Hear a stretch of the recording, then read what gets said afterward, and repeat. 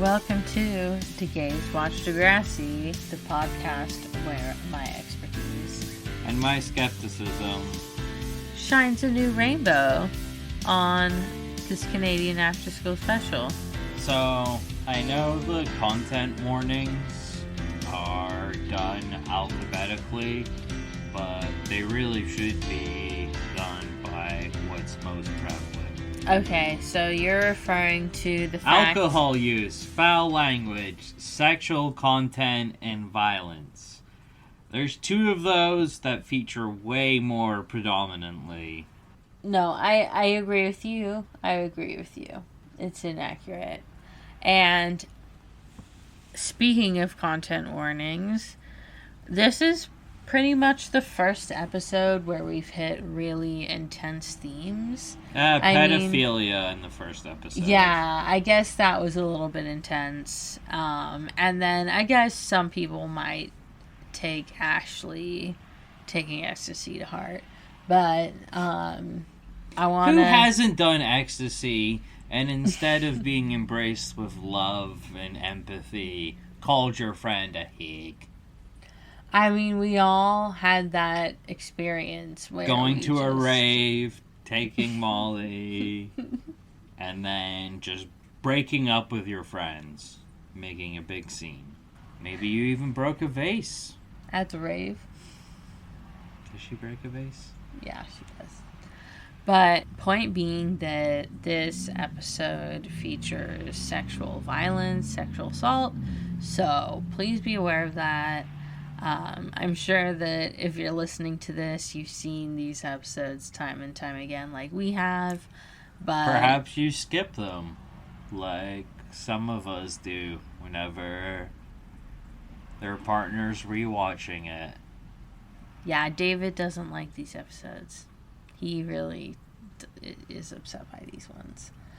But you're okay, right? Yeah. And we're gonna get through this, and I know it's hard, but there's still things to learn from it and to, I don't know, there's lessons to glean, and Paige is... And whatever, it's a thing that actually happened to a lot of people, unfortunately, and trying to sugarcoat the world that these aren't lived experiences is a disservice to the people who survive things like that.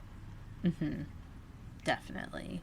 And Ashley says it later in another episode, but 1 in 4 women experiences assault, sexual violence by the time they're, in college age, university age. So I honestly think it's probably higher because, I'd feel like getting your butt groped is like assault.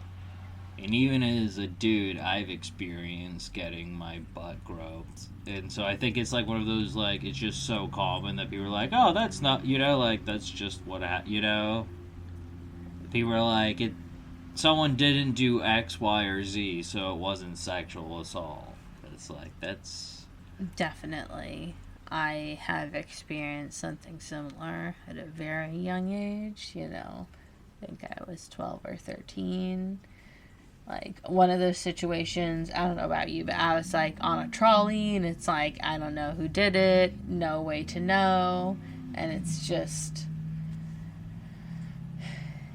It's a very violating feeling, you go from being a kid and everything's great, and then suddenly people are preying on you, so... And likewise, like, sometimes, like, you don't want to, like, sort of think about how terrible the situation was, you kind of, like, throw it away, like, oh, well, that, that's just what happens in the city or whatever, and it's like, no, that's freaking weird, like, that shouldn't be happening. Luckily, from when I was younger, I've grown, and especially when I'm out with friends or out with people, I will very much yell at someone if they are crossing a line. I have seen you yell at people that were crossing lines with friends.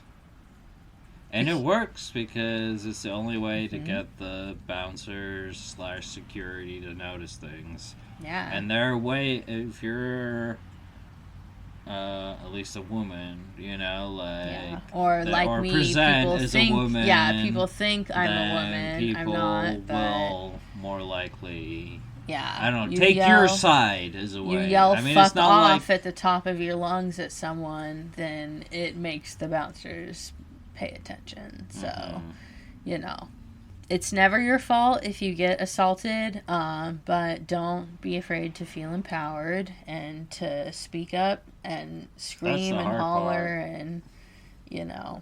Okay. That's our big giant buffer to how intense this episode's going to be, but we're still going to keep it light. We're going to do our best. So here we go. Shout. This is a song by Tears for Fears. It's a 1984 song. Obviously, there's a ton of songs that are titled Shout, but I'm sure that this is the song intended, as it's an 80s song, mid-80s, around when the original show came out, and that's the era when most of the title songs are from. So, anything to glean from the lyrics, or is it just an 80s song? Here, whatever, I edited it, so let's go ahead and go listen to it. It's really funny because my YouTube history is just a mix of Degrassi, deleted scenes, bloopers, clips, and then like 80s music videos, and then other random stuff we look up, like the Union Label videos. And here we go with the synopsis. Paige is gaga for the soccer star from the rival school Bardell. Where's Earl Grey? They're busy making tea. So the rivals are a different school now? They have multiple rivals. They have a set of schools in their district. Earl Grey is one of them. Bardell is another one. And there's some others that come and go later on. Like, what's the name of the one that burns down? Lakehurst is one that, like, enters later. And then also... So Lakehurst, not their rivals Lakehurst or Earl Grey. It's Bardell this episode. I'm so, like... Toronto is a big city. Went to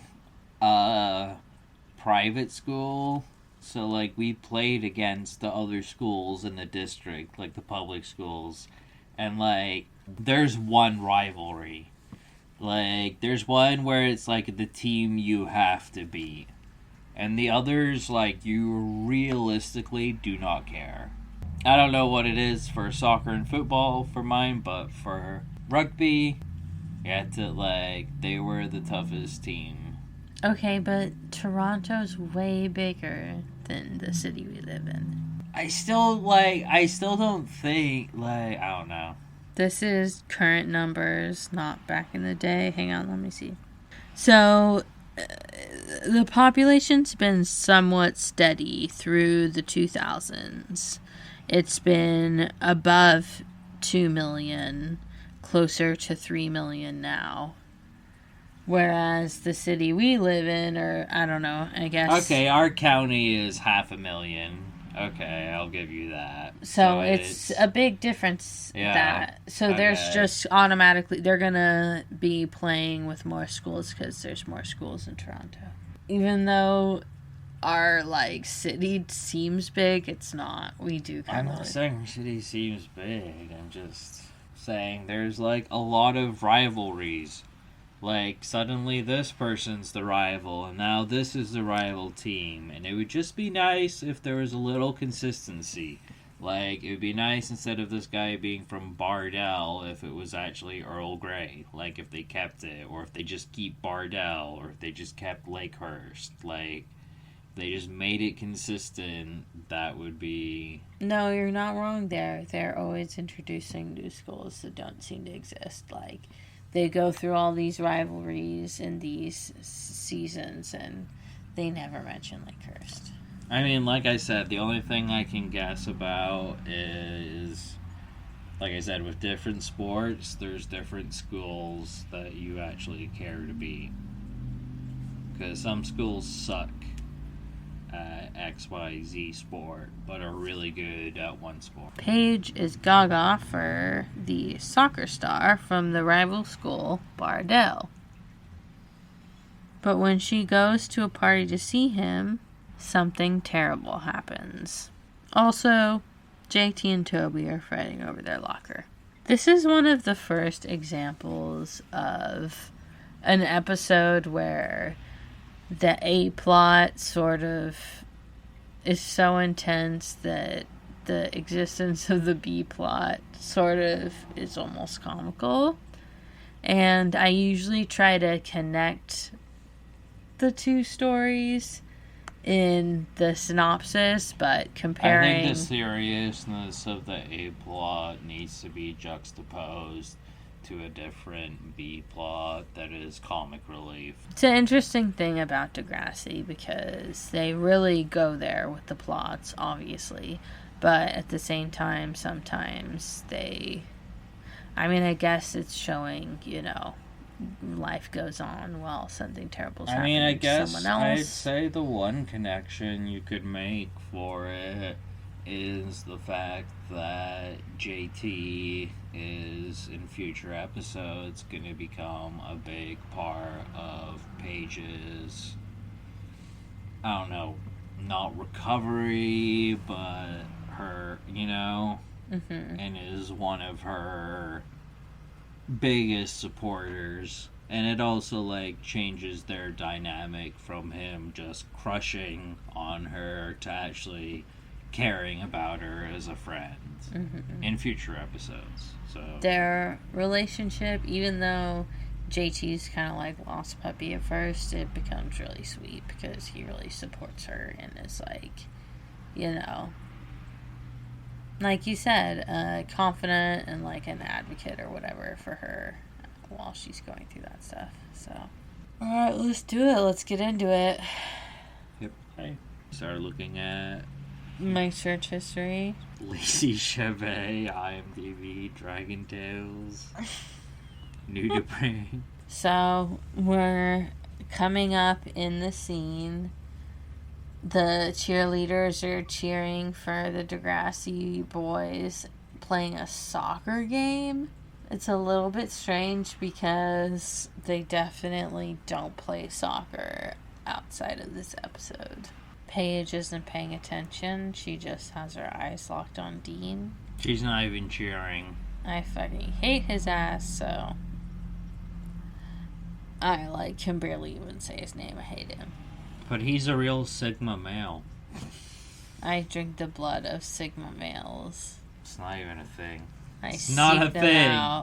I've been listening to the Twilight books on audiobook recently, so being kind of influenced by that. Oh, Paige is going to be working on a media immersion project. What is it now? Are they learning Linux? Are they learning about RAM? Maybe they're doing animations, because what the fuck is that class? Spinner's asking Paige out for the weekend. She doesn't think it's a date, but he definitely thinks it is. Oh, she's looking to date up. She's looking to date up this year. What the fuck does that even mean? Exactly what it sounds like. Older, better, faster, stronger. They do a really, really, really, really disturbing foreshadowing in the next scene. All the Degrassi boys are in the locker room talking about Jimmy and Spinner in particular, talking about Spinner's date with Paige. And Jimmy says, you can't make her drink, but you can make her thirsty. And all the boys spurt water on him. And, it's a disturbing, consent metaphor leading up to what's about to happen to Paige. Dean coins his terrible nickname, Spirit, for Paige. And he invites them to a party. Paige, don't go to the party. The ad-libbed her asking where is really bad. It's really disjointed from how her mouth is actually going. I mean, obviously, it's a thing that happens, but is this the first time he's in the mascot uniform? Is this the first time he's in the mascot costume? I think it might be. So, introduction to JT as the mascot. He's the classic and best Panther mascot. But let's bring in our first fashion crime ticket. Me, a fashion criminal. Paige is wearing her classic colored glasses, the lattice spongy headband of the 90s fame, and she's buying holographic heels of renting fame. DVDs. Yes, and also of 90s OO's fame, a thing that literally does not exist anymore. Spinner and Jimmy are at the movie or the DVD rental store, Blockbuster. I used to have one that was called Silver Screen Video in my town, but they're also buying a bunch of chips and stuff. 7 Slammin' Spices. Doritos and Cheetos. Doritos, Frito-Lay. Cheetos. Some Frito-Lay, right? Frito-Lay. Frito-Lay. And he says pretzels. I guess But pretzels. none of them, he doesn't pick up pretzels. Jimmy ain't being paid enough by the pretzel companies. I also would like to know our whatever it takes moment, because Paige is going to do whatever it takes to make Dean like her. She cancels her date with Spinner so that she can go out with him. Okay, but he was the guy answering the door. I think that was just luck. She buys a new outfit, gets all dressed up, and literally throws herself at him. But that's what anyone does when they like someone. That's literally what I do all the time. It's not anything against her, and she didn't do anything wrong. She is just... It's just really sad to see this happen to her because she's so excited and happy. A girl even tries to warn her a little bit and say that he's a little old for you.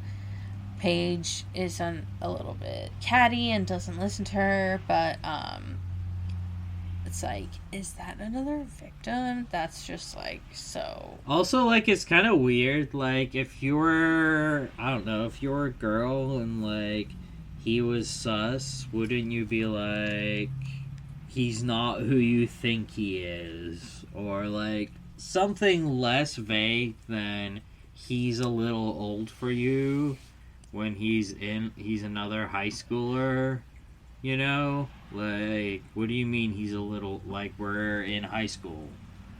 That makes no sense, one. So, but I guess that wouldn't work. I mean, it's really sad because Paige goes through the same thing with Manny later, where she tries to warn Manny about him. It's just hard to do without sounding jealous or without exposing yourself as a victim, you know? I'm sure that if that's been, or as a survivor, rather, if you've experienced something like that, it's probably hard to, even if you're trying to warn someone else. Because it's bringing up what happened to you, you know? But panning back to the B story, JT and Toby are together. They're at Toby's house, and JT is making some weird concoction. Craft dinner is featured again. So... It is a Canadian thing? I need to know if craft dinner is a Canadian thing, or if South Park is referencing Degrassi, or if it's unrelated and they're just both referencing that it's called craft dinner in Canada instead of mac and cheese like it's called here. But either way, it's just wild. And he's basically mixing up craft dinner and Cheetos and marshmallows and some other stuff too. like making a weird The concoction. Cheeto sounds pretty dope. Like flaming hot Cheetos, like powder and some mac and cheese. Like flaming hot Cheeto crust on your mac and cheese. Yeah, maybe some nacho cheese. I wouldn't hate that. Did The you marshmallow. Did you ever make any concoction-y type stuff as a kid? No. Like this? Only thing is like suicides at fast food restaurants. Mixing all the sodas. My mom used to let me have like crazy cake days sometimes. Not what I would call them now, but she had like a easy like one-step cake mix where you know, whereas most cake mixes it's like mix this then this then this then this then this, like, and you have to do a lot of steps. It was like a really basic, it was called an easy day cake mix. And so you like put it all together. That's not right. It was called a busy day cake mix. So like if you're busy, that's like making your cake. So she would make the busy day cake, and then she would literally just let me add whatever I wanted to it. So I would add like all the food colorings. So it was like the worst color ever. It was like pukey green, like type of color. And then I would add like a bunch of different chocolate chips and M&Ms and like just throw in tons and tons and tons of stuff and just make like the densest like... It's like when you go to a froyo place and just put so many toppings. Exactly. But it was so good. It honestly always was really good. You know, I've told you about how I'm not a fan of cake. There's too much air in there. I'm not a fan of that. But I used to love doing that. I like batter. I feel JT with his weird craft dinner mix. But as he's mixing this stuff up, he's telling Toby that he values their friendship and that he's not going to let, you know, their arguments over their dirty locker ruin their friendship, because he cares more about their friendship than that. Oh, he also cuts a lime and squeezes a lemon and squeezes a lemon into like his concoction. I see some Tostitos in the foreground. 7. Slammin' Spices. So there's some Tostinos or Totinos like dip, or Tostinos. So Paige is talking to Dean. Everything's going well, but then Spinner and Jimmy walk in, and obviously she lied to Spinner about why she was breaking the date. Are they supposed to be there? No. But I mean, like, how did they get an invite? Oh, Jimmy got an invite somehow, because when Paige broke the plans with Spinner, then Jimmy was like, "It's okay, man, I have a plan B." So he knew about the party somehow. Maybe one of the Bardell guys told him. You never know. So in order to avoid getting caught, Paige asked Dean if he wants to go somewhere more private. They go to his friend's room with weird-ass stuff, like a space shuttle and... Right? Again with the super strange, like, lava lamp, neon clock, just random stuff. They can see the party from upstairs. He says to be quiet because his friends are Neanderthals, but really it's because he's about to do something creepy. Yeah, creepy. Is that the wrong way to describe it? Well, Dean forces himself onto Paige. She can't get away. And then he pulls out a condom, and that's when we know that he's planning to rape her.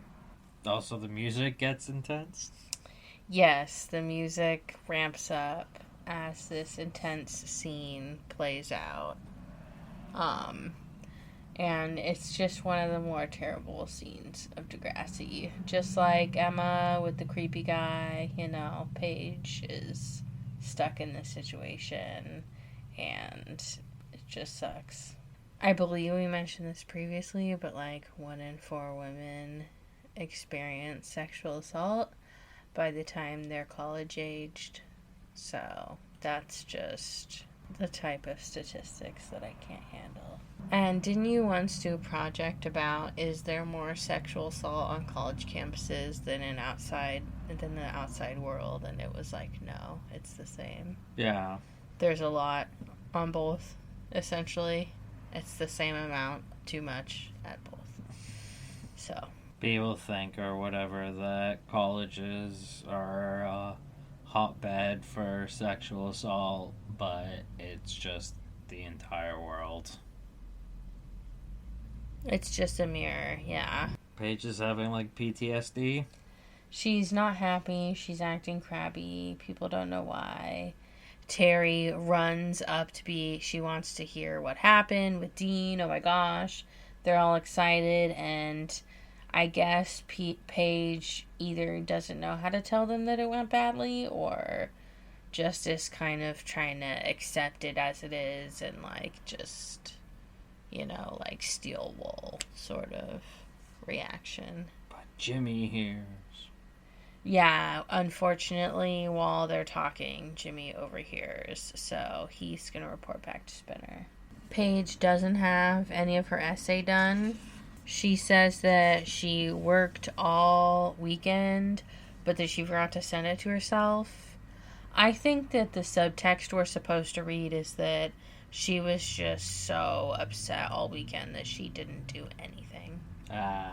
But they do have a funny talk about how they used to use, chemicals in makeup, like lead eyeliner and, iron oxide and stuff, so. Paige admits to Hazel that it wasn't just kissing. But Paige thinks it's, actually good or happy time. We're back to the weird B-plot that's weirdly shoved in, but Toby puts up some, safety tape. But immediately breaks his own line rule. Accidentally with his sweater when he pulls his, jacket out. He says, "Boundaries, JT. You will obey my law. You will follow my rule. It is my way or the highway." And even though Toby's sort of being a tyrant, it's a tiny bit, I don't know if there's a tiny bit of subtext there that's subconsciously being draw your boundaries, consent is important. That is interesting. I wonder how many takes it took to kick the sweater sleeve into the trash can. I know, that's a pretty cool, skilled move on JT's part, right? And I'm going to go ahead and give him a fashion crime at the same time. Me, a fashion criminal. Monocolor? He is wearing another monochrome outfit. This time it's navy. Navy shirt, navy hat, whole thing. Star Wars? Yes.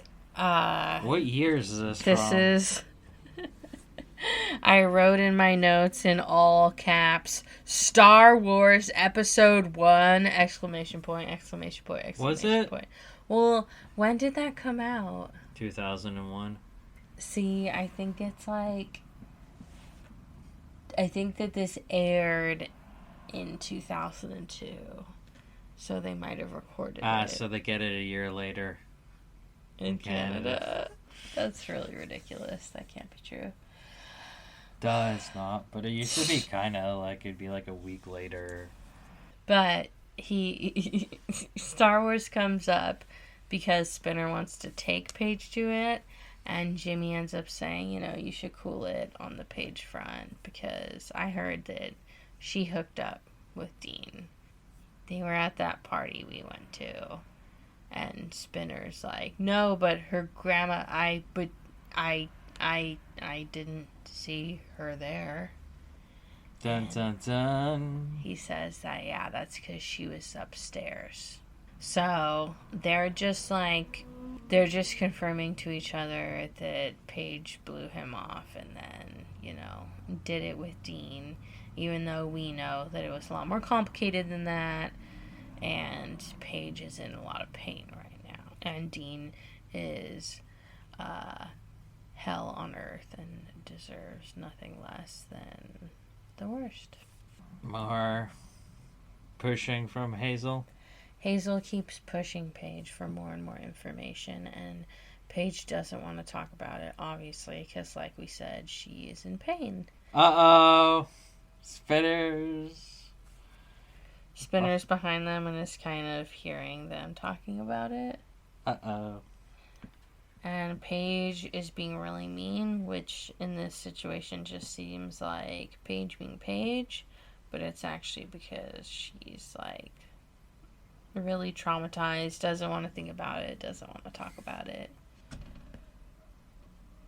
But I'm going to go ahead and give Paige a fashion crime ticket. You guys want a real fashion crime? Because even though her outfit is it's so of the time. It's a 2-piece velour velvet outfit with kind of stretch pants with a built-in belt, and I love it so much. I want a copy of this outfit. Oh, damn, he asks how Dean's doing. Yeah, Spinner gets all in Paige's face, confronts her, touches her arm, and she says, "Don't touch me. Don't ever touch me." And he says, "Why not? Everyone else does." And she slaps him in the face. And then goes into the washroom.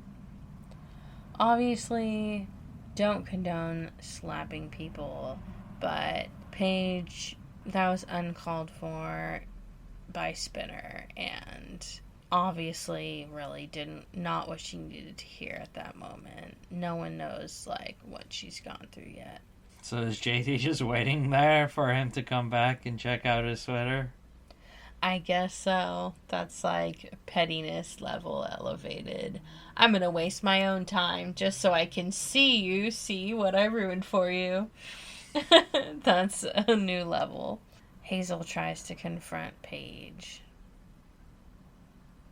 More so console her because of Spinner's mean comments. And that's when it comes out that Paige... Oh, her backpack. I know. I love her clear backpack. I'm getting an imitation one of those at some point. But that's when it comes out from her that she said no and she wanted him to stop. But he just kept going anyway. And Hazel says, if you said no, that's rape.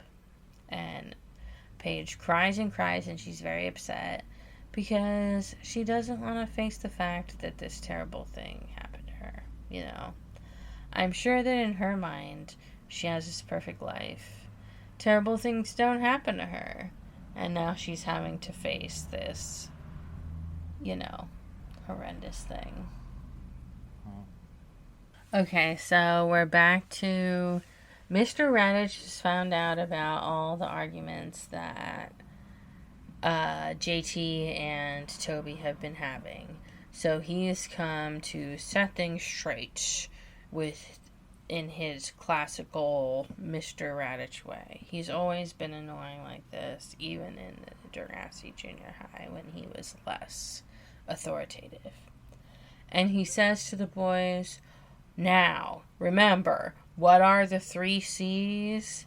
And they say, "Cohabitation requires coordinated cooperation." Their earrings are the exact same. It's pretty funny. They just got wider ones for Paige. They just got a pack of multiple. Oh yeah, more ads and shit. Like icing.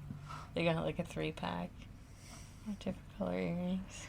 They might have. Well, I mean, I feel like that's what you'd probably do, right? You'd be just buy the whole earring rack, Yeah, and their earrings are cheap, but especially if you're gonna wear it one time for like 1 to 2 days and a couple scenes, it's gonna hold up for that amount of usage. Although, not worth it to get something more expensive. I was seeing like whatever the school theater stuff, and like obviously they're donated stuff, but some of the shoes are like Dior or whatever. You're like, can I have these Dior shoes? That'd be very gay. Alright. So coordinated cocksucking. Cohabitation requires coordinated cooperation. Cohabitation requires coordinated Cloistering. cooperation. I want to show you my abs. No thank you. I want to access my feelings. Be apologetic. Slap it. That is from Bob's Burgers. Very good show. Very much recommended. Hazel is being the educating voice in the episode, saying, hey, you should go to a clinic, get tested, get a pregnancy test, etc., etc. I mean, not the, easiest thing to do. No, not the easiest thing to do, but it's trying to encourage whoever's watching this, that you need to do something like that if your body, is in danger. I really want to have an educational moment sting on the soundboard, but I haven't really been able to think of a good one. Like, the deleted scene one is super perfect. It's hard for me to zero in on an equally good one for that. While we were sleeping last night, the episode passed that is the one where she says, I can't believe you deleted me. I can't believe you deleted the me. switch and deleted your life. That would be a better one. I'm gonna load that one in. Too. You should do both versions, the Connor version and the Claire version. Here are my notes. Second and third deleted. Claire, deleted memory. Connor spoof. Hopefully my brain understands what that means later. Claire deleted memory, Connor spoof. I must have been drunk. Nah, I know, I have enough Degrassi brain memory, diverted that I'll understand that. Paige says, my business, my problem. So, basically telling Hazel, mind your own business. The unfortunate thing is Paige isn't ready to deal with her trauma. This is a very difficult part of trauma, especially trauma like this that involves something where someone did something to you. All you want to do is curl up and hide, forget that it happened, and there's just several ways to react. But oftentimes people don't even want to report it, or acknowledge that it was a crime because they're so traumatized, I've been in experiences where I've had that, and it's really hard, and it takes time to get to the point where you actually do the thing you need to do to protect yourself in terms of, legal, etc. action. As with Degrassi, they don't always do a great job with every traumatic event. They leave some holes in this one. But in some of the future episodes where they feature rape and assault again, they fill in some of those gaps. Like when Darcy experiences rape in a future season, Manny is reading a pamphlet that says they need to heal at their own pace and they can't be pushed into things they're not ready for, like reporting, telling their family, etc. It has to be at their own pace. unfortunate as it is, again, have someone you can trust who is on your side, and also because... But yeah, it's one of those things, like, if Paige had went earlier to the doctors, they could have had DNA samples. Even if, like, he wore a condom, safe sex all the way. That doesn't, you know? Which, again, they're terribly invasive things, so you need to... someone you can trust. And again, like you said, it's... if you want to do that... I hate this episode. Yeah, these are some of the harder episodes to watch, so...